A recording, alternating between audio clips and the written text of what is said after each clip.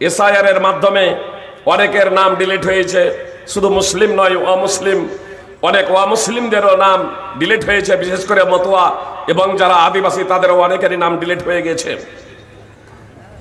কর্তব্য তো ছিল যারা ডিলিট করছেন তাদেরই প্রমাণ করা যে তুমি ভারতীয় নয়, কিন্তু আপনার নাম ডিলিট হয়েছে, আপনাকেই প্রমাণ করতে হবে যে আপনি ভারতীয়, আপনি বিদেশি নন। আশ্চর্য। আপনাকে কেন্দ্র করে কিছুদিন আগে আপনারা দেখলেন কালিয়াচক, সুজাপুর, মোথাবাড়িতে একটা আন্দোলন হচ্ছিল। শান্তভাবে আন্দোলন, কিন্তু সেই শান্তভাবে আন্দোলনও যেন বিশৃঙ্খলায় পরিণত হলো। আর মিডিয়া সন্ত্রাসের মাধ্যমে ওটা তো একটা দাঙ্গায় পরিণত হয়েছে। অথচ আপনারা জানেন জমিপুরে এক শ্রেণীর মানুষ অস্ত্র হাতে ধারণ করে নিরীহ মানুষদের দোকানে ভাঙচুর এবং অগ্নিসংযোগ করলো। তাদেরকে যারা ক্যামেরা বন্দী করেছিল তাদের ভিডিওগুলো, তাদেরকে বলা হচ্ছে ভিডিওগুলো ডিলিট করে দাও। এনআইএর কোনো খবর নাই, সিবিআই এর কোনো খবর নেই। অবশ্য ভিডিও ডিলিট না করার কারণে কিছু মানুষকে অ্যারেস্ট করা হয়েছে, এতটুকু। এমন হয়তো হবে যারা প্রকাশ্যভাবে অগ্নিসংযোগ করলো, তারা যখন বের হবে তখন এক শ্রেণীর মানুষ তাদেরকে ফুল দিয়ে অভ্যর্থনা জানাবে, আর তারা ভাবে এটা দেশপ্রেমিক। আপনি আমি এমন একটা সময়ে বসবাস করছি, এমন একটা যুগে বসবাস করছি, আপনার অধিকারের জন্য কথা বলাটাও আপনার জন্য কাল হতে পারে। কলকাতা হাইকোর্টের আইনজীবী মোফাক্কিরুল ইসলাম সাহেব, আপনারা অবগত আছেন, এই মোফাক্কিরুল ইসলাম তিনি বরং আন্দোলন উঠার জন্য তিনি বলছেন যে তোমরা শান্তি শৃঙ্খলা বজায় রাখো, আইনকে তোমরা নিজেদের হাতে তুলে নিও না। তাকে পর্যন্ত আজকে 1 নম্বর উস্কানি দাতা বলে তাকে অ্যারেস্ট করা হয়েছে। ইনশাআল্লাহ আমাদের বিশ্বাস নির্দোষ তিনি প্রমাণিত হবেন আদালতে। এভাবে অনেকেই দিল্লির দাঙ্গাতেও আপনার কিছুদিন আগে 9 জন নির্দোষ মুক্তি পেয়েছেন, যাদেরকে অ্যারেস্ট করা হয়েছিল প্রথমে মিডিয়া সন্ত্রাস। এই মিডিয়া সন্ত্রাসীরা তারা তাদেরকে সন্ত্রাসী বানিয়ে দিয়েছিল নিরীহ শান্ত মানুষকে। এহেন পরিস্থিতিতে আমাদের করণীয় কি, আপনাদের করণীয় কি, এ প্রসঙ্গে বলার জন্য এই কয়েকটি কথা আপনাদের সামনে পরিবেশন করলাম। কথা একটু মনোযোগ দিয়ে শুনবেন। যে আপনি দেশের সম্পদ নষ্ট করবেন না, কোনো মুসলমানই দেশের সম্পদ নষ্ট করবেন না, যদি তিনি মুসলিম হন, এটা আমার দৃঢ় বিশ্বাস। তবে আপনি শান্তি শৃঙ্খল বজায় রাখার লক্ষ্য এবং উদ্দেশ্যে প্রশাসনের অনুমতি নিয়ে কোনো জায়গায় হয়তো মিটিং মিছিল করছেন, কোনো আন্দোলন করছেন অনুমতি নিয়ে, জেনে রাখবেন অনুমতি ছাড়া ইদানিং মিটিং মিছিল সবকিছু নিষিদ্ধ করা হয়েছে, জমায়েত সবকিছু নিষিদ্ধ করা হয়েছে। তো অনুমতি নিয়েই কোনো কিছু আন্দোলন করছেন, প্রতিবাদ করছেন, আপনারা বারবার নিজেদের কর্মীদের, নিজেদের ভাইদের, হন মুসলমান অথবা অমুসলমান, যারা শান্তি শৃঙ্খলা বজায় রাখতে চান, যারা একে অপরকে ভালোবাসেন, যারা দেশ প্রেম করেন, যারা দেশের স্বার্থে সংগ্রাম করেন, যারা দেশের জন্য লড়াই করেন, এই সমস্ত মানুষগুলো মুসলিম অমুসলিম ঐক্যবদ্ধভাবে একটা শান্তিপূর্ণভাবে একটা আন্দোলন করছেন, একটা প্রতিবাদ করছেন। কিন্তু সেই সভাতেও কিন্তু শয়তান আপনার ক্ষতি করার জন্য মানুষের রূপ ধরেও আসতে পারে। এক তো মানুষের মধ্যেও কিছু শয়তান আছে, আপনি পবিত্র কোরআন অধ্যয়ন করবেন তাহলে বুঝতে পারবেন যে মানুষের মধ্যেও শয়তান আছে, আবার জিনেদের মধ্যেও শয়তান আছে। তো এই জিনেদের মধ্যে যে শয়তান, এ শয়তান কিন্তু অত্যন্ত ভয়ানক এবং ক্ষতিকর। আর এর জন্য আল্লাহ তাআলা পবিত্র কোরআনে একাধিক জায়গাতে বলেছেন যে শয়তান হলো তোমাদের প্রকাশ্য শত্রু। আল্লাহ তাআলা সূরা বাকারা 2 নম্বর সূরা 208 নম্বর আয়াতে বলেন, ইয়া আইয়ুহাল্লাযীনা আমানু উদখুলু ফিস সিলমি কাফা, হে ঈমানদারেরা, হে মুসলমানেরা, তোমরা ইসলামে পূর্ণরূপে প্রবেশ করো। ওয়ালা তাত্তাবিউ খুতুওয়াতিশ শাইতান, এবং শয়তানের তোমরা পদাঙ্ক অনুসরণ করো না। ইন্নাহু লাকুম আদুউম মুবিন, শয়তান হলো তোমাদের প্রকাশ্য শত্রু। আপনার শয়তান সবথেকে বড় শত্রু। আর এর জন্য পবিত্র করেন আল্লাহ তাআলা একাধিক জায়গাতে শয়তানকে প্রকাশ্য শত্রু বলে আখ্যায়িত করেছেন। সেই শয়তান আপনার এই শান্তি মিছিলে, শান্তি আন্দোলনে আপনাদের মধ্যে সেই শয়তান ও মানুষের রূপ ধরে প্রবেশ করতে পারে, তারপরে দেশের সম্পদ ভাঙচুর করতে পারে, অগ্নি সংযোগ করতে পারে, আপনাকে উত্তেজিত করার জন্যে, আপনাকে উস্কানি দেওয়ার জন্যে, যে আপনিও যাতে তার দেখা দেখি আপনিও অগ্নি সংযোগ করেন, আপনিও যাতে ভাঙচুর করেন, পরিশেষে শয়তান উধাও হয়ে যাবে আর আপনারা তখন ফেঁসে যাবেন। এর দৃষ্টান্ত আপনাদের দেব। ইসলামকে মিটিয়ে দেওয়ার জন্যে, ইসলামকে পৃথিবীর মুখ থেকে মুছে দেওয়ার জন্যে যখন মক্কার মুশরিকরা সিদ্ধান্ত গ্রহণ করলো বদর প্রান্তরে উপস্থিত হয়ে মুহাম্মদ সাল্লাল্লাহু আলাইহি সাল্লামকে এবং তার অনুসারীদেরকে আহ্বান জানাবো, তাদেরকে ডাক দেব, তাদেরকে পৃথিবীর মুখ থেকে মুছে দেব, মক্কার মুশরিকরা বদর প্রান্তরের দিকে এগিয়ে আসবে, সিদ্ধান্ত অনুমোদিত হয়ে গেল। কিন্তু তাদের অন্তরে এই কথা দোলা দিতে লাগলো যে আমাদের তো শত্রু, আমাদের প্রতিবেশী আছে বানু কেনানা গোত্রের লোকেরা। এই বানু কেনানা গোত্রের লোকেরা আমাদের অনুপস্থিতিতে যদি আমাদের কচিকাঁচা এবং মহিলাদের উপরে আক্রমণ করে বসে, যখন তাদের অন্তরে এই কথা দোলা দিচ্ছে, তারা পুরুষেরা বের হবে, যুবকেরা বের হবে, বদরের প্রান্তরে অবস্থান করবে মুসলিমদেরকে পৃথিবীর মুখ থেকে মুছে দেওয়ার জন্য, মুহাম্মদ সাল্লাল্লাহু আলাইহি সাল্লামকে হত্যা করার জন্য তারা অগ্রসর হবে। তখন তাদের অন্তরে দোলা দিচ্ছে, যদি বানু কেনানা গোত্রের লোকেরা আমাদের অনুপস্থিতিতে আমাদের মহিলা এবং কচিকাচাদের উপরে আক্রমণ করে বসে, আর এমন পরিস্থিতিতে শয়তান সুযোগ বুঝে ওই বানু কেনানা গোত্রের নেতা সুরাকা বিন মালিক বিন জুলসুমের রূপ ধারণ করে ছোট্ট একটা সৈন্য নিয়ে হাতে একখানা পতাকা ধরে তাদের সামনে উপস্থিত, মুশরিকদের সামনে উপস্থিত, চলুন ওই বদরে যাই, মুহাম্মদ এবং তার সৈন্য সামন্তদেরকে, তার অনুসারীদেরকে পৃথিবীর মুখ থেকে মুছে দেই। জ্বালাময়ী ভাষণ। যাদেরকে দেখে ভীত এবং সন্ত্রস্ত হচ্ছিল, আতঙ্কগ্রস্ত হচ্ছিল যে আমাদের অনুপস্থিতিতে তারা আক্রমণ করে দিতে পারে, তাদেরই নেতার রূপ ধরে শয়তান আবির্ভূত হলো ছোট্ট একটা সেনাবাহিনী নিয়ে। বদরে উপস্থিত হয়ে গেছে, লড়াই চলছে। যে ইবলিস শয়তান বীর বিক্রমে লড়াই করছে মুশরিকদের পক্ষ অবলম্বন করে। এই বদর প্রান্তরে ইবলিস শয়তান সেনাবাহিনী নিয়ে উপস্থিত হয়েছিল। তো আল্লাহ তাআলা আসমান থেকে তার সেনাবাহিনী প্রেরণ করে দিয়েছিলেন ফেরেশতা। এই ফেরেশতাকে আল্লাহ তাআলা অবতীর্ণ করলেন যে ফেরেশতা যাও আমার প্রিয় হাবিব মুহাম্মদকে মিটিয়ে দেওয়ার জন্য, তার নাম নিশানা মিটিয়ে দেওয়ার জন্য, ইসলামকে মুছে দেওয়ার জন্য ওই শয়তান মুশরিকদের পক্ষ অবলম্বন করে এসেছে। ফেরেশতা তোমরা চলে যাও যুদ্ধের জন্য, যুদ্ধে তোমরা অবতীর্ণ হয়ে যাও। এবার আকাশ থেকে যখন ফেরেশতা অবতরণ করছেন, তখন ওই সুরাকা বিন মালিকের রূপ ধরে যে ইবলিস শয়তান ছিল, স্বয়ং ইবলিস শয়তান যে ছিল, সেই ইবলিস শয়তান ফেরেশতা মণ্ডলীদের দেখে এবার যুদ্ধের ময়দান ছেড়ে পালাতে যাচ্ছে। আর তখন মুশরিকদের এক যুবক তার হাতটাকে চেপে ধরেছে, চাচা আপনি এখন পালান কোথায়? কোথায় আপনি যান? আপনি তো এখানে আসার আগে জ্বালাময়ী ভাষণ দিয়েছিলেন না, আর এখন যুদ্ধের ময়দান ছেড়ে আপনি কোথায় পালিয়ে যাবেন? ইবলিস শয়তান বলল, আমি যা দেখতে পাচ্ছি তোমরা তা দেখতে পাচ্ছ না।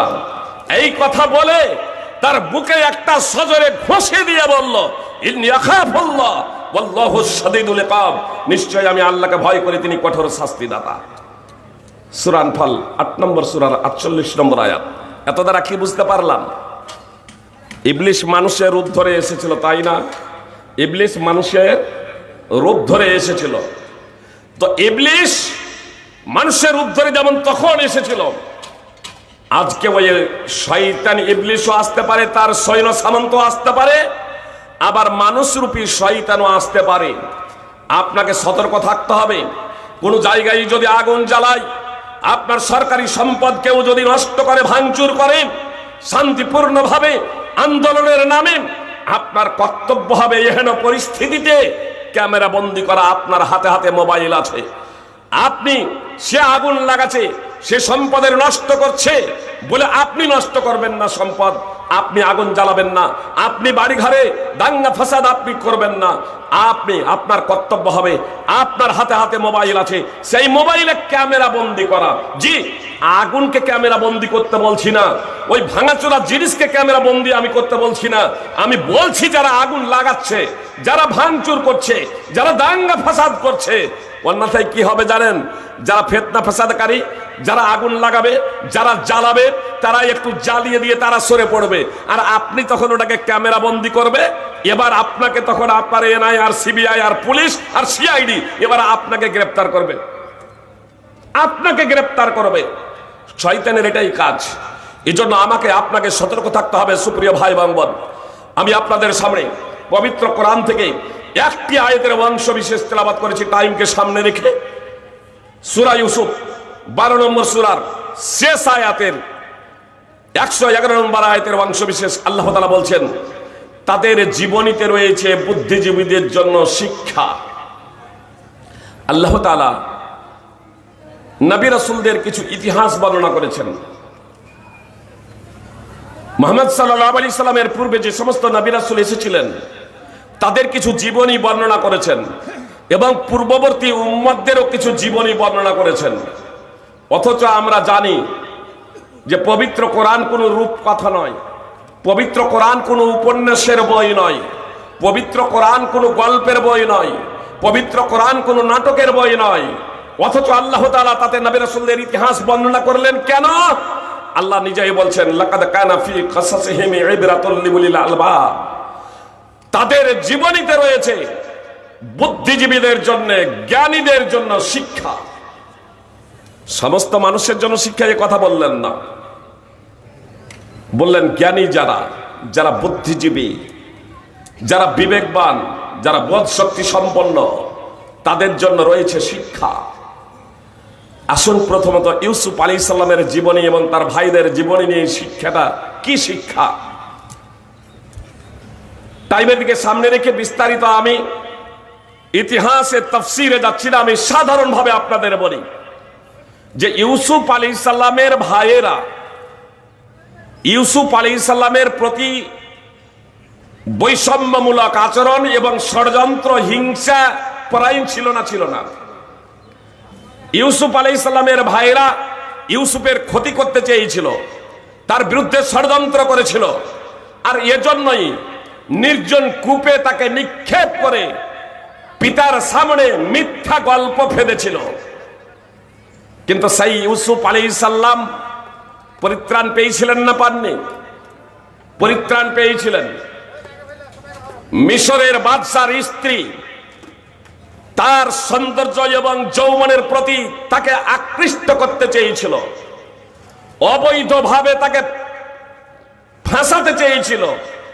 ইউসুফ আলাইহিস সালাম তার সৌন্দর্য ও যৌবনের প্রতি ভ্রুক্ষেপ না করে আল্লাহ তাআলার ভয়ে নিজের হেফাজত এবং সংরক্ষণ করেছিলেন। সত্যের পথে ছিলেন। সত্যের পথে থাকার কারণে, রানীর জৈবিক চাহিদাকে পূর্ণ না করার কারণে সাময়িকভাবে তার উপরে বিপদ নেমে এসেছিল, তাই না? জেলে যেতে হয়েছিল, জেলে যেতে হয়েছিল। জেলকে স্বীকার করে নিলেন, জেলবন্দি হওয়াটাকে বরণ করে নিলেন। কিন্তু ষড়যন্ত্রে ও রানীর ষড়যন্ত্রে এবং অবৈধ পাপাচারে তিনি নিজেকে সামিল করলেন না। সাময়িকভাবে বিপদ আপদ আসতে পারে, কিন্তু সত্যের একদিন বিজয় হবে, হকের একদিন বিজয় হবে। সসম্মানে ইউসুফ আলাইহিস সালাম জেল থেকে মুক্তি পেলেন, সসম্মানে জেল থেকে মুক্তি পেলেন। শুধু তাই নয়, মিশরের খাদ্যমন্ত্রীর পদে অধিষ্ঠিত হয়েছিলেন ইউসুফ আলাইহিস সালাম। যে ভাইরা তার প্রতি বৈষম্যমূলক আচরণ করেছিল, হিংসাপরায়ণ হয়েছিল, ষড়যন্ত্র করেছিল, তাকে চিরতরে শেষ করে দিতে চেয়েছিল, সেই ভাইয়েরাও শেষ পর্যন্ত তার মর্যাদা এবং মাহাত্ম্যের কাছে নিজেদেরকে অনুতপ্ত এবং লজ্জিত হিসেবে পেশ করেছিল। পরিশেষে ইউসুফ আলাইহিস সালামের বিজয় হয়েছে। এত দ্বারা কি বোঝা গেল? যারা ষড়যন্ত্র করে, যারা হিংসা করে, যারা ক্ষতি করার প্রচেষ্টা করে, তারা সাময়িকভাবে বিজয়ী হলেও, সাময়িকভাবে লাভবান হলেও স্থায়ীভাবে লাভবান হবে সেই যে হকের ওপরে আছে, সত্যের ওপরে আছে। সুপ্রিয় ভাই এবং বোন, এজন্য আপনারা ঘাবড়ে যাবেন না, নিরাশ হবেন না, হতাশ হবেন না যে আমার নাম এডুকেশনে আছে, আমার নাম ডিলিট হয়ে গিয়েছে, আমাদের উপরে কত জুলম অত্যাচার চলছে, আমাদের উপরে কত নির্যাতন চলছে। জি না, এর জন্য আপনাকে ধৈর্য ধারণ করতে হবে। কি করবেন এই প্রেক্ষাপটে? কি করবেন এই প্রেক্ষাপটে? এই প্রেক্ষাপটে কি করতে হবে আল্লাহ তাআলা আমাদেরকে বলে দিয়েছেন। আল্লাহ তাআলা বলছেন, লাতুবলাবুন্না ফি আমওয়ালিকুম ওয়া আনফুসিকুম, অবশ্যই তোমাদের ধন সম্পদ এবং তোমাদের জীবনে তোমাদেরকে পরীক্ষা করা হবে। আল্লাহ বলছেন অবশ্যই তোমাদেরকে তোমাদের ধন সম্পদ এবং তোমাদের জীবনে পরীক্ষা করা হবে। ওয়ালা তাসমাউন্না মিনাল্লাযীনা উতুল কিতাবা মিন ক্বাবলিকুম ওয়া মিনাল্লাযীনা আশরাকু আদান কাসীরা, এবং তোমাদের পূর্বে যাদেরকে কিতাব দেওয়া হয়েছিল অর্থাৎ ইহুদি এবং খ্রিস্টান প্রভৃতি, এবং যারা মুশরিক আল্লাহর সাথে অংশীদার সাব্যস্ত করে, তাদের কাছ থেকে অনেক কষ্টদায়ক কথা শুনবেন। আজকে যদি ফেসবুক যদি দেখেন বা ইউটিউব বা পত্র পত্রিকা পড়েন, তাহলে আপনার মাথা গরম হয়ে যাবে, রক্ত যেন যুবকদের টকবক করে ফুটবে, টকবক করে আপনার রক্ত ফুটতে পারে, আপনার মাথা গরম হতে পারে। গরম হয়ে গেলে আবেগে আপনি কোনো কিছু করবেন, এর নাম ইসলাম না, এর নাম ইসলাম না। শান্ত হন, ধৈর্য ধরুন। আপনি কি করবেন এই প্রেক্ষাপটে? আল্লাহ বলছেন আজ থেকে প্রায় 1400 বছর আগে আল্লাহ তাআলা ঘোষণা দিয়েছেন। সুপ্রিয় ভাই বোন, আপনার যত সমস্যা, আপনি যদি অর্থসহ কোরআন অধ্যয়ন করেন, তাহলে আপনার মনে হবে যেন আপনার সমস্যাকে কেন্দ্র করে আল্লাহ তাআলা কোরআনের আয়াত অবতীর্ণ করছেন। এটাই কোরআনের বাস্তবিকতা, এটাই কোরআনের প্রাসঙ্গিকতা, এটাই কোরআনের সত্যতা, চিরন্তনতা। যেই পবিত্র কোরআন সদা সর্বদা প্রাসঙ্গিক, সদা সর্বদাই আধুনিক। সুপ্রিয় ভ্রাতৃবৃন্দ, ভগবান আল্লাহ তাআলার বাণী, আল্লাহ তাআলার বাণী, তাই বলে সেটা শিকেলে নয়, তাই বলে অতীত নয়। জি, যে বর্তমানে তার কোনো প্রয়োজন নেই, বর্তমানে সে প্রাসঙ্গিক হারিয়ে ফেলেছে এমনটি না। অতীতে যেমন প্রাসঙ্গিক ছিল, বর্তমানেও তেমনই প্রাসঙ্গিক, আর ভবিষ্যতেও থাকবে তেমনই প্রাসঙ্গিক। আল্লাহ তাআলা স্পষ্টভাবে ঘোষণা দিলেন, আল্লাহ তাআলা স্পষ্টভাবে ঘোষণা দিলেন, তোমাদের মধ্যে, তোমাদের জীবনে এবং তোমাদের ধন সম্পদে অবশ্যই তোমাদেরকে পরীক্ষা করা হবে, এবং তোমাদের পূর্ববর্তীদের কাছ থেকে, যারা আহলি কিতাব তাদের কাছ থেকে এবং মুশরিকদের কাছ থেকে অনেক কষ্টদায়ক কথা শুনবে। ওয়াইন তাসবিরু ওয়া তাত্তাকু, যদি তোমরা ধৈর্য ধারণ করো এবং তাকওয়া অবলম্বন করো, ফাইন্না যালিকা মিন আজমিল উমুর, তাহলে তা হবে দৃঢ় সংকল্পের কাজ। সূরা আলে ইমরান 3 নম্বর সূরার 186 নম্বর আয়াত। তাহলে বিপদের সময় কষ্টদায়ক কথা শুনে সমস্যায় জর্জরিত হয়ে আমরা কি করব? আল্লাহ তাআলা বললেন ধৈর্য ধরো, তাকওয়া অবলম্বন করো। আল্লাহ বলছেন ওয়াইন তাসবিরু ওয়া তাত্তাকু, যদি তোমরা ধৈর্য ধারণ করো এবং তাকওয়া অবলম্বন করো, আল্লাহ ভীরু হও, সংযমশীল হও, লা ইয়াদুররুকুম কাইদুহুম শাইয়া, তাহলে যারা ষড়যন্ত্র করছে তাদের ষড়যন্ত্র তোমাদের কোনো ক্ষতি করতে পারবে না। যারা ষড়যন্ত্র করছে তাদের ষড়যন্ত্র তোমাদের কোনো ক্ষতি করতে পারবে না। শর্ত হলো একটাই, যে তোমাদের ধৈর্য ধারণ করতে হবে, তাকওয়া অবলম্বন করতে হবে। ইন্নাল্লাহা বিমা ইয়ামালুনা মুহিত, নিশ্চয়ই আল্লাহ তাআলা তারা যা করে তা পরিবেষ্টনকারী। সূরা আলে ইমরানের 120 নম্বর আয়াতের শেষাংশ। সুপ্রিয় ভাই এবং বোন, পৃথিবীতে যে যা ষড়যন্ত্র করুক না কেন, আল্লাহ তাআলা সকলের উপর ক্ষমতাবান, তিনি আমাদেরকে মুক্তি দিবেন, পরিত্রাণ দেবেন। সুপ্রিয় ভাই এবং বোন, আমরা যদি আল্লাহ তাআলাকে আঁকড়ে ধরি, তাকওয়া অবলম্বন করি এবং ধৈর্য ধারণ করি, আসুন আমাদের এই অবস্থানটা একেবারে বানি ইসরাইলের সাথে মিলে যাচ্ছে। কিভাবে জানেন? ফেরাউন মিশরের স্বৈরাচারী শাসক ছিল। যে নেতানিয়াহু বেনিয়ামিন নেতানিয়াহু ইসরায়েলের প্রধানমন্ত্রী, কিংবা আমেরিকার প্রেসিডেন্ট ডোনাল্ড ট্রাম্প, বা পৃথিবীর আর অন্য কেউ এত বড় খুনি নয় যত বড় খুনি ছিল ফেরাউন। এত বড় খুনি নয় যত বড় খুনি ছিল ফেরাউন। এত বড় লম্পট নয় যত বড় লম্পট ছিল ফেরাউন। ফেরাউন মিশরের একচ্ছত্র অধিপতি, সে ঘোষণা দিয়েছিল আনা রব্বুকুমুল আলা, আমিই হলাম মিশরের সব থেকে বড় প্রভু। সে যখন অবগত হলো বনী ইসরাইলে এক পুত্র সন্তানের মাধ্যমে আমার সাম্রাজ্যের পতন হবে এবং আমি ধ্বংস হয়ে যাব, শেষ হয়ে যাব, গোয়েন্দা ছেড়ে দিল আজ থেকে বনী ইসরাইলে যত পুত্র সন্তান জন্মগ্রহণ করবে আঁতুড় ঘরে গলা টিপে হত্যা করে দিতে হবে। সূর্যের আলো দেখার আগেই তাকে আঁতুড় ঘরে গলা টিপে হত্যা করে দেবে যত পুত্র সন্তান জন্মগ্রহণ করবে বনী ইসরাইলে। বনী ইসরাইল ছিল অতি নগণ্য, সংখ্যায় অতি নগণ্য, আর ফেরাউন ছিল কিপ্তির লোক, আর এই কিপ্তিরা সংখ্যায় অনেক বেশি। আপনার মিশরের রাজত্ব, আপনার সরকারি সমস্ত পদগুলো এই কিপ্তি লোকেরাই দখল করেছিল। আর ফেরাউন একচ্ছত্র অধিপতি, কিপ্তিদের দিয়ে, গোয়েন্দাদের দিয়ে বনী ইসরাইলের প্রত্যেকটা শিশুকে যত জন্মগ্রহণ করবে তাদের আঁতুড় ঘরে গলা টিপে হত্যা করে দেবে। আর তাদের নারীদেরকে, যে কন্যা সন্তান হলে জীবিত রাখবে, কেন? ভোগ করার জন্য, তাদেরকে দাসী বানানোর জন্য। মহান আল্লাহ তাআলা কে জানেন? এই সংক্ষিপ্ত পরিসরে ব্যাখ্যা বিশ্লেষণ দেওয়া সম্ভব নয়। আল্লাহ তাআলার পরিচয় আপনাকে জানতেই হবে আপনি যদি মুসলিম হন। আর আপনাদের শুধু আমি এতটুকু বলতে চাই যে আপনারা আয়াতুল কুরসি তাফসীর সহ অধ্যয়ন করবেন, সূরা ইখলাস তাফসীর সহ অধ্যয়ন করবেন, সূরা হাদীদের 1 থেকে 3 নম্বর আয়াত তাফসীর সহ অধ্যয়ন করবেন, সূরা হাশরের শেষ 3টি আয়াত তাফসীর সহ অধ্যয়ন করবেন। তাহলে আল্লাহ তাআলার কিছুটা পরিচয় সম্পর্কে আপনারা অবগত হতে পারবেন।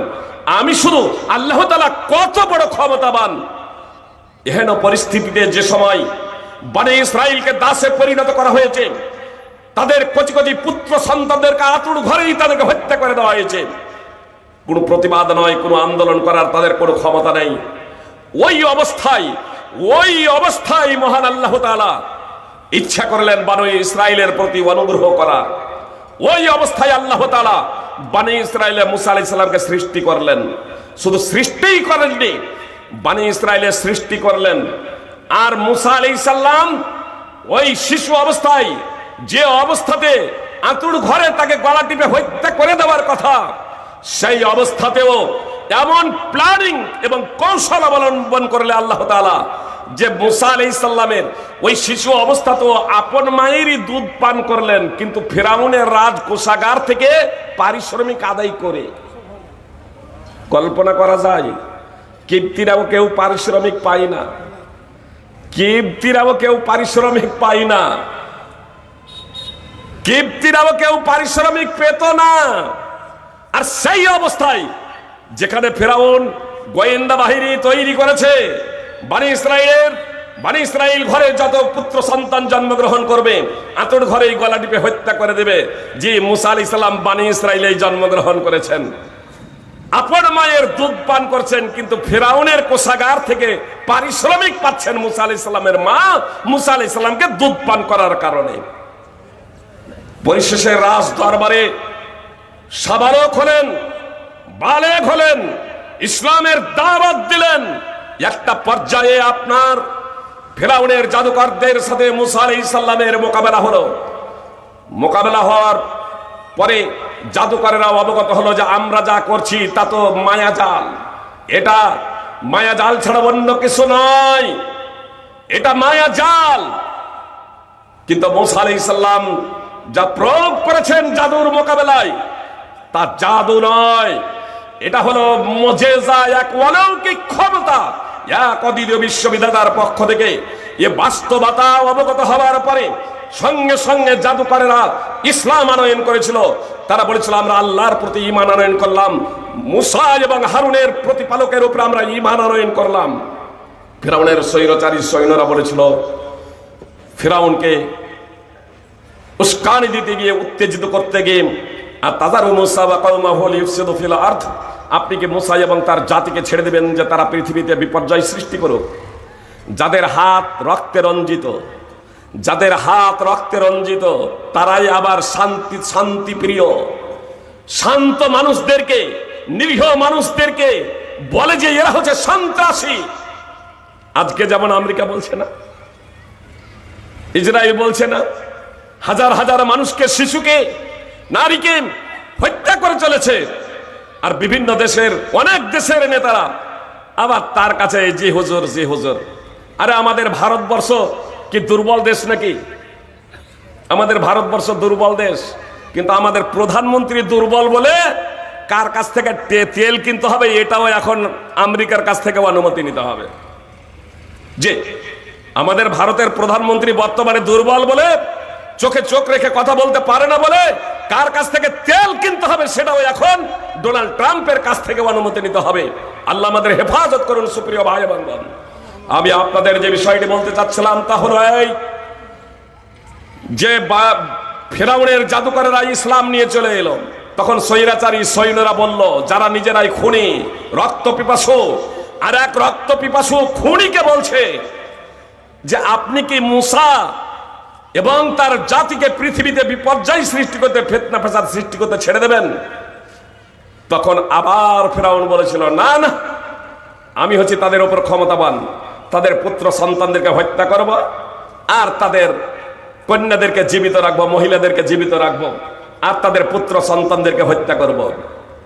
এহেন পরিস্থিতিতে মুসা আলাইহিস সালাম, যিনি আল্লাহ তাআলার কাছ থেকে প্রশিক্ষণ পাচ্ছিলেন, যিনি আল্লাহ তাআলার কাছ থেকে শিক্ষা নিচ্ছিলেন জিবরিল আলাইহিস সালামের মারফতে, তিনি জাতিকে কি বলেছিলেন জানেন? একটা মুসা আলাইহিস সালামের জন্মের আগে বনি ইসরাইলদের পুত্র সন্তানদের হত্যা করা হচ্ছিল, তখনকার বিষয়টা স্বতন্ত্র, তখন মুসা আলাইহিস সালাম ছিলেন না। কিন্তু এখন মুসা আলাইহিস সালাম নবী, এখন মুসা আলাইহিস সালাম রাসূল, একজন বিখ্যাত নবী রাসূলের উপস্থিতিতে ফেরাউন বলছে যে বনি ইসরাইলের পুত্র সন্তানদের হত্যা করব, আর তাদের নারীদেরকে আমরা জীবিত রাখবো, এটা আমরা ক্ষমতাবান। এই পরিস্থিতিতে মুসা আলাইহিস সালাম কি করেছিলেন জানেন? আমাদের মতো অশিক্ষিত জাহেল যদি যুবক হতো, না আমরা কিসে আছি, লড়াই করব, লড়াই লড়াই লড়াই চাই, লড়াই করে বাঁচতে চাই, অগ্নি সংযোগ, দাঙ্গা ফাসাদ চিনা। মুসা আলাইহিস সালাম জাতিকে বললেন, ইস্তাঈনু বিল্লাহ ওয়াসবিরু, আল্লাহর কাছে সাহায্য প্রার্থনা করো, ধৈর্য ধারণ করো। ইন্নাল আরদা লিল্লাহ, নিশ্চয় পৃথিবীটা আল্লাহ। মুসা আলাইহিস সালাম জাতিকে বুঝালেন, নিশ্চয় পৃথিবীটা আল্লাহর। ইন্নাল আরদা লিল্লাহি ইউরিসুহা মান ইয়াশাউ মিন ইবাদিহি, নিশ্চয় পৃথিবীটা আল্লাহর, আল্লাহ যাকে ইচ্ছা তাকে এই পৃথিবীর ক্ষমতা প্রদান করেন। আল্লাহ যাকে ইচ্ছে তাকে এই পৃথিবীর ক্ষমতা প্রদান করেন। ওয়াল আকিবাতু লিল মুত্তাকিন, আর শুভ পরিণাম হলো মুত্তাকিদের জন্য, আল্লাহ ভীরুদের জন্য। সূরা আরাফ 7 নম্বর সূরার 128 নম্বর আয়াত।